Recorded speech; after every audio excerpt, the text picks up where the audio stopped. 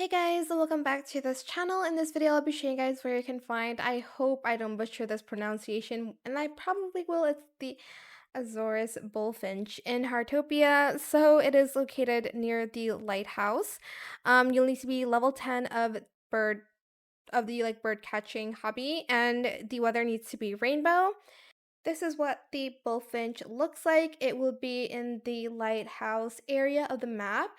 It will be outlined by this yellow line, as you can see. It doesn't have to be specifically be near the actual lighthouse itself. It can be just anywhere in that area as you saw on the map.